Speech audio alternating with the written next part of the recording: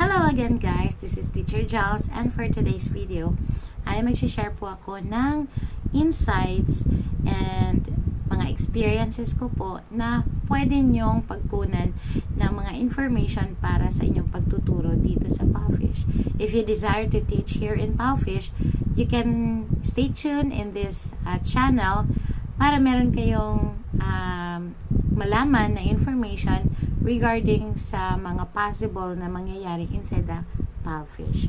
So this time, I am going to share to you my experience with two students in a class. So that is a no-no because only one student at a time. So it happened that the two students or the siblings, the younger one attended the class together with his brother. So the brother is supposed to be my student alone, and then this younger sister of him also attended the class. So he seated beside his brother and then watched me and also responded the questions I throw to his brother. And with that also there is a mother sitting beside these two students. So what happened is I reported the incident. So how are we going to report it? So inside the Powfish room, you can see in the upper right corner the word report. So you can just click on that, and then there are common issues there. You can click the others and then state the reason of the report. So by that, the admin will be notified on the issues and concerns you experience while you are teaching. So it is automatically captured. It will automatically capture the incident by the time na clinic mo yung report icon. So that's it. It is very crucial in that part of mine. Kasi it's a big no. Kasi nasa rule, one of the rules yan sa Powfish, na once na magtuturo ka, dapat isahan lang. It is a one-on-one class, and then you have to talk to the parent as well. You have to ask permission. You can say, "Ma'am, can I teach, example, Paul, can I teach Paul alone? Maybe you can book another class for little baby," or if you know the name, you can say Marco, just like that.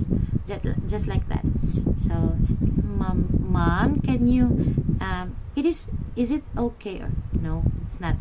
So, ma'am, can you it is good if Marco will book another class that is that fits to his learning. We have here in Powfish, we can offer you this blah blah blah blah blah blah. So you can do that. So ganyan lang. May mga eksena talaga na hindi natin kontrolado sa end ng student. Kasi meron akong naging student noon na umiiyak siya from the very beginning up to the middle of our class, and with that, because of that, hindi natapos ang aming klase. So ito si teacher kasi hindi natapos ang klase, and then nag-end yung mom, nag-sorry pa yung mom. Sabi niya, "Teacher, I'm so sorry. Can we cancel the class?" Okay, mom, no problem. Just take your time. I am still here. You can just book another time if you want. So, it's like that. Abla lang. So, that's it for today's video. So, I hope na meron kayong natutunan with regards to one-on-one class here in Powfish.